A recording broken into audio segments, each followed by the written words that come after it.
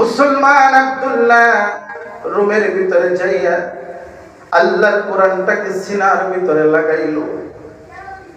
আল্লাহর কোরআনটাকে সিনার ভিতরে লাগাইয়া মুখে লাগাইয়া চুমু খাওয়া শুরু করলো। আর আসমানের দিকে তাকিয়ে মুসলমান আব্দুল্লাহ ডাক দিয়া বলে, আসমানের মালিক আল্লাহ গো, আমি জানি তোমার কোরআন সত্য, তোমার কোরআন তুমি হেফাজত করবে। ইন্না নাহনু নাযালনা যিকরা ওয়া ইন্না লাহু লাহাফিযুন। আল্লাহু আকবার। আমি জানি তোমার কোরআন তুমি হেফাজত করবে আল্লাহ গো। আমার কোনো শক্তি নাই, আমার কোনো ক্ষমতা নাই রে মালিক।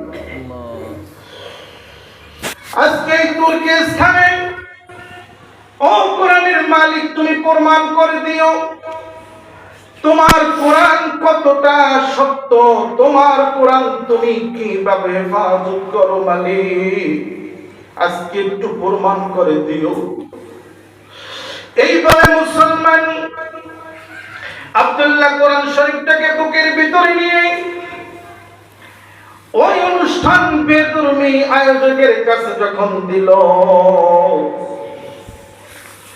ওই বিধর্মী বেঈমান আমার আল্লাহর কোরআনটাকে হাতে নিয়ে কোরআন শরীফের পৃষ্ঠাগুলো চেলতেছে। শুধু কোরআন শরীফের পৃষ্ঠাগুলো চিরেই ক্ষান্ত হন নাই,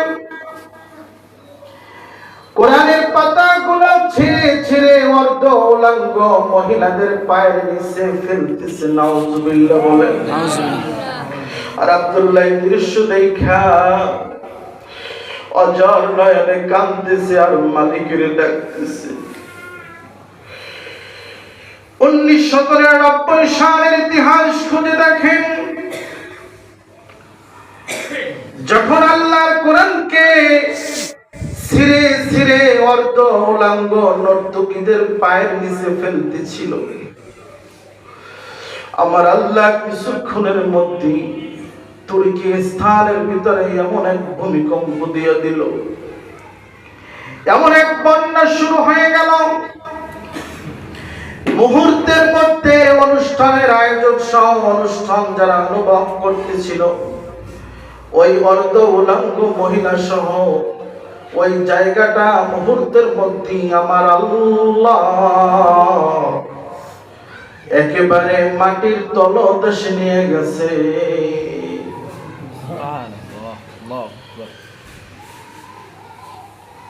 ভাইরা আমার, এই ঘটনাটা আপনাদেরকে শোনাবার একটাই কারণ, আমার আল্লাহর কোরআনকে যারা অসম্মান করবে, আমার আল্লাহর কোরআনের সাথে যারা বেয়াদবি করবে, আল্লাহ রাব্বুল আলামিন তাদেরকে দুনিয়ায় আযাব দিয়ে দেবে। কথা কোন ঠিক কিনা? এই কোরআনের ভুল বাহির করার জন্য ইহুদি খ্রিস্টান বেঈমানেরা বহু চেষ্টা করেছেন। আপনারা জানেন, শিক্ষিত মানুষ, আপনাদের জানা কথা, এই পৃথিবীতে 36টা জাতি আছে। জোরে বলেন, কয়? 30।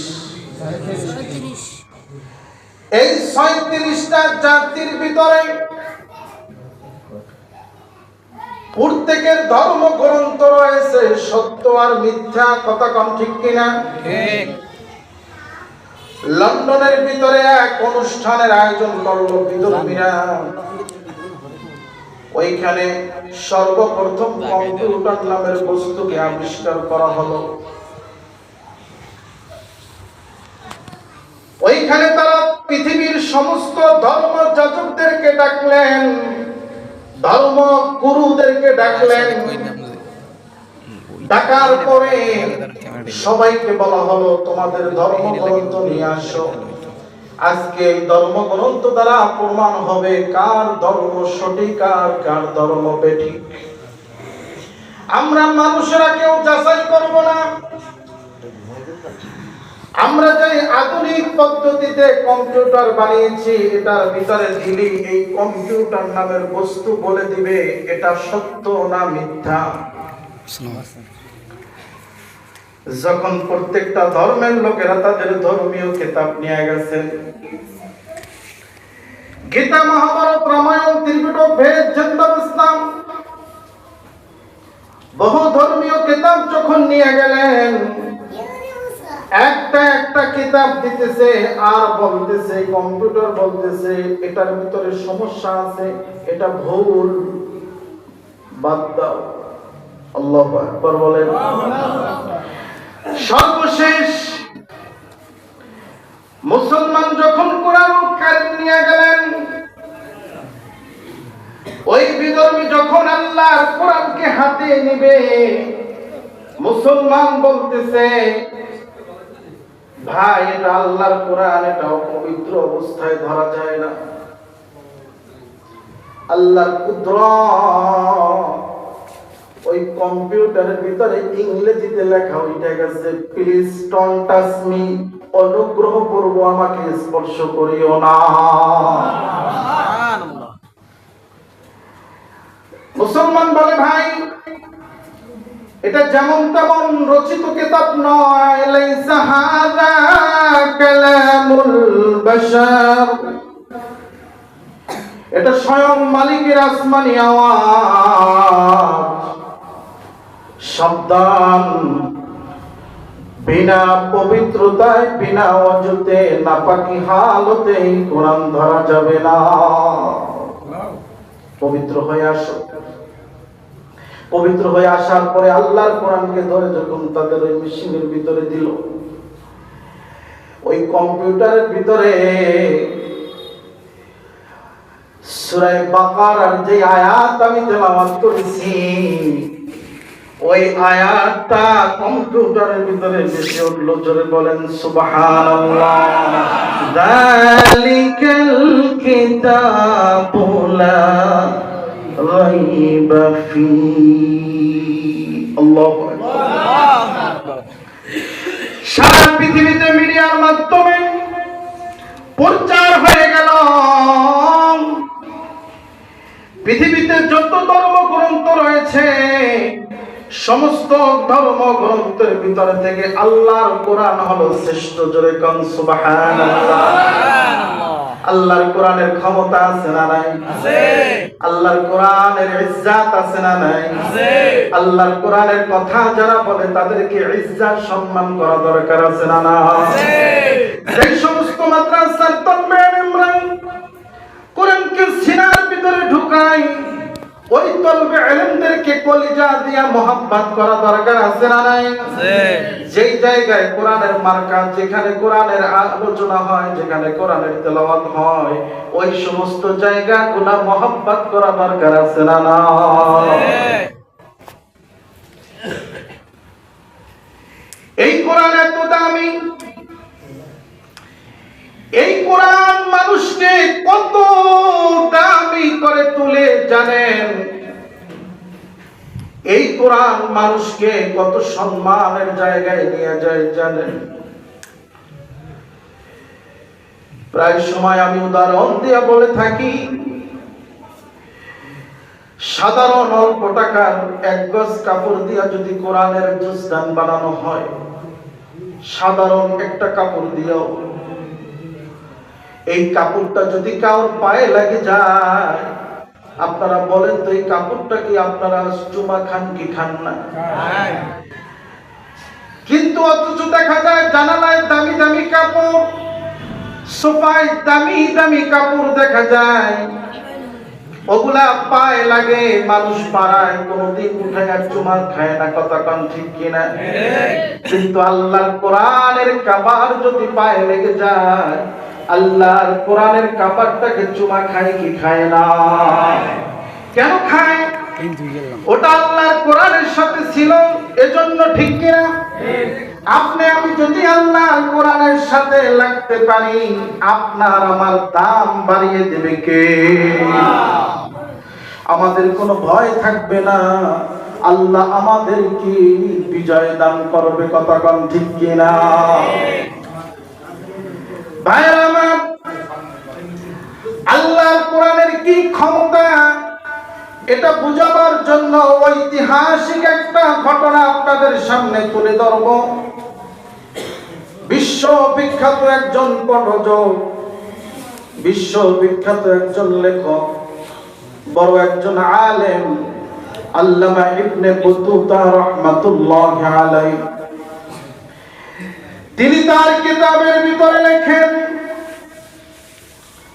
উনি একবার মালদ্বীপ শহরে সফরে চলে গেল, যে দেখে এখানে মুসলমানরা, ছোট্ট একটা শহরের ভিতরে অনেকগুলা মুসলমান। তখন তার ভিতরে কৌতূহল জাগলো, এই ছোট্ট একটা দ্বীপে, মালদ্বীপে কেমন করে কালিমার দাওয়াত আসলো। ইতিহাস লিখতে গিয়ে উনি লেখেন, বহু বছর আগে আরব দেশ থেকে একজন কোরআনের হাফেজ হাফেজ আবুল বারাকাত এই মালদ্বীপে আল্লাহর কোরআন নিয়ে আসছিল। আল্লাহু আকবার। হাফেজ আবুল বারাকাত সৌদি আরব থেকে মালবাহী এক জাহাজে করে ব্যবসায়ীদের কাফেলার সাথে মালদ্বীপের দিকে আসতেছিল। হঠাৎ করে ঝড়ের কবলে পড়ার পরে জাহাজটা ডুবিয়ে গেল। ডোবার আগে হাফেজ আবুল বারাকাত আল্লাহর ডাক দিছে, আল্লাহ। এই গভীর রাত্রে প্রচন্ড ঝড় তুফানের ভিতরে এই জাহাজ যদি ডুবিয়া যায়, সবাই আমরা মারা যাব। ও আসমানের মালিক, আমি মুসলমান, আমার সিনার ভিতরে 30 পারা কোরআন। আল্লাহ গো,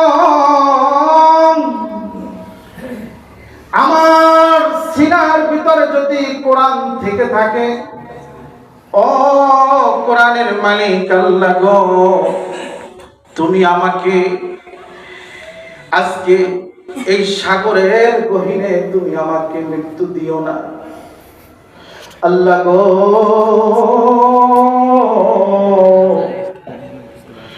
তুমি যদি আজকে আমাকে এখানে মৃত্যু দাও, তোমার কোরআনটা এখানে মৃত্যুবরণ করে যাবে। আমি এই কোরআনের দাওয়াত নিয়ে আমি মালদ্বীপ শহরে যেতে পারবো না।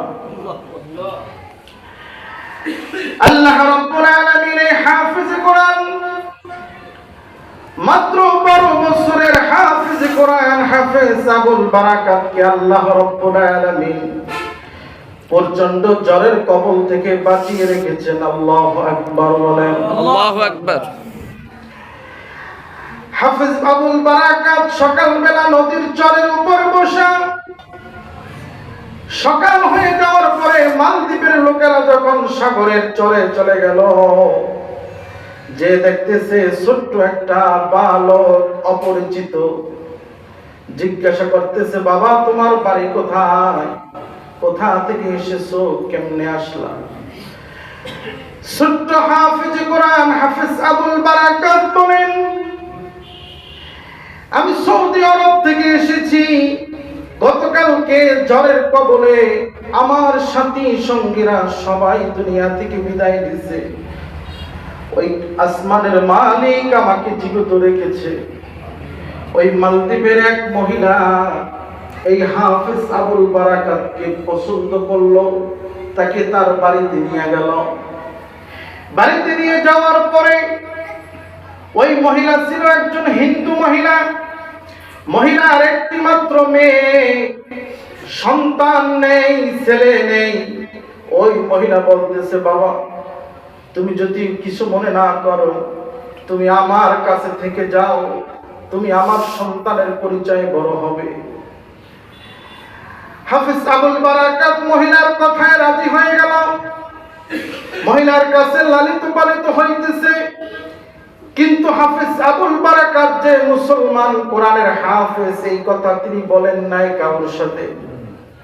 হাফেজ আবুল বারাকাত আস্তে আস্তে করিয়া যখন বড় হইতেছে, হঠাৎ করে একটা সময় দেখলো ওই যে তার মহিলা, যিনি তার মা হয়েছেন এখন, ওই মহিলা ঘরের ভিতরে ফুফিয়ে ফুফিয়ে কান্না করতেছে আর তার মেয়েটাকে সাজায়া দিতেছে। এমন সময় কোরআনের হাফেজ আবুল বারাকাত বলে, ও আমার মা, আপনি আমাকে সন্তানের শ্রদ্ধা দিয়েছেন, ভালোবাসা দিয়েছেন, আপনার চোখের পানি আমি সহ্য করতে পারবো না, কি হয়েছে বলেন। এবার ওই হিন্দু মহিলা বলে, বাবা তুমি আমার সন্তান নয়, তারপরও আমি তোমাকে আমার সন্তানের মতোই মনে করি। এবার ছোট্ট সন্তান বলতেছে, বলেন কি হয়েছে। এবার ওই হিন্দু মহিলা বলতেছে, বাবা শোনো, আমাদের এই মালদ্বীপের একটা নিয়ম আছে, প্রতি বছর একটা কুমারী মেয়েকে সাজাইয়া দিতে হয়। ওই যে মন্দির রয়েছে ওই মন্দিরের ভিতরে রেখে দেওয়া হয়, ওখানে একটা দানব এসে ওই মেয়েটাকে ভোগ করে, তাকে নষ্ট করে, তাকে হত্যা করে যায়। আর এই কারণে ওই দানব আর অন্য কোনো মানুষকে ক্ষতি করে না। প্রতি বছর লটারি হয়, কিশোরী যুবতী একজন মেয়ে লটারিতে বাজে, ভাগ্যের মেয়ে বছর, ওই যে তোমার বোনটা, আমার মেয়েটা লটারিতে বেজে গেছে, এই জন্য আমার মেয়েটার আজকে মৃত্যু হবে।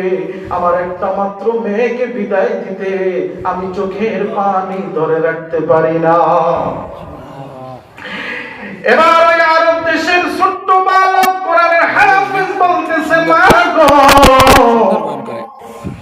তুমি যদি আমাকে সত্যি সন্তানের মতো মনে করো, মা গো, আমি একটা কথা বলবো, মা তুমি রাখবে কিনা, আমার এই বোনটাকে সাজাইও না,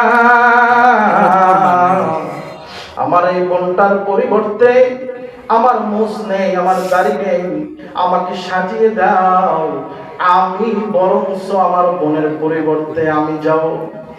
হিন্দু ভদ্রলোক মহিলা বলতেছে, না গো, বাদশা যদি জানতে পারে তাহলে অনেক কঠিন শাস্তি দিবে, না না, আমি আমার মেয়েকে ছেড়ে দিতে পারি, কিন্তু আমি তোমাকে ছাড়বো না।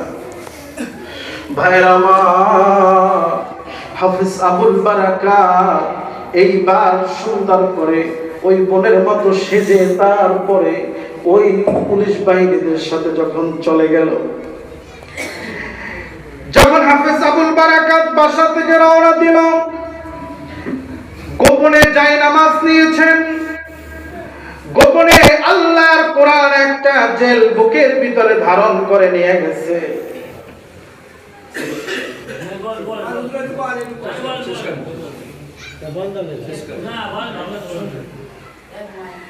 হাফেজ আবুল বারাকাত জায়নামাজ নিয়েছে, গোপনে আল্লাহর কোরআনকে বুকের ভিতরে নিয়েছে। যখন পুলিশ বাহিনীরা যখন তাকে ওই মন্দিরের ভিতরে নিয়ে গেল, সবাই তারে রেখে যখন আসতেছে, রাত্র যখন গভীর হইতেছে, হাফেজ আবুল বারাকাত আগেই জানতো এইখানে যে আসে সে সকালবেলা জীবিত থাকে না, মৃত্যু হয়ে যায়। কিন্তু হাফেজ আবুল বারাকাতের কাছে ছিল আল্লাহর কোরআন। হাফেজ আবুল বারাকাত সুন্দর করে ওযু করে জায়নামাজটা বিছায়া 2 রাকাত নামাজ আদায় করলেন। আল্লাহু আকবার বলেন। নামাজ শেষে আল্লাহর কাছে দুটি হাত জাগিয়েছে, ও আসমানের মালিক আল্লাহ গো, তুমি তো জানো আমার সাথে তোমার কোরআন রয়েছে মালিক, তুমি তো বলেছো ইন্না নাহনু নাযালনা যিকরা ওয়া ইন্না লাহু লাহাফিযুন। আল্লাহু আকবার। তুমি তো বলেছো আমি যেই কোরআনকে নাযিল করেছি এই কোরআনের হেফাজতকারী আমি। আসমানের মালিক, আজকে তুমি একটু ওই মালদ্বীপ শহরে তোমার রহমতের নজর দিয়ে দেখো, আমি গুনাহগার তোমার কাছে কোরআন নিয়ে আসছি, তোমার কোরআনের হেফাজত তুমি কইরো মালিক। এই বলতেছে আর আল্লাহর কোরআন তেলাওয়াত করতেছে। বিশ্ব বিখ্যাত লেখক আল্লামা ইবনে বতুতা বলে, যখন আল্লাহর কোরআন থেকে সূরা ইয়াসিন তেলাওয়াত করতেছিল হাফেজ আবুল বারাকাত,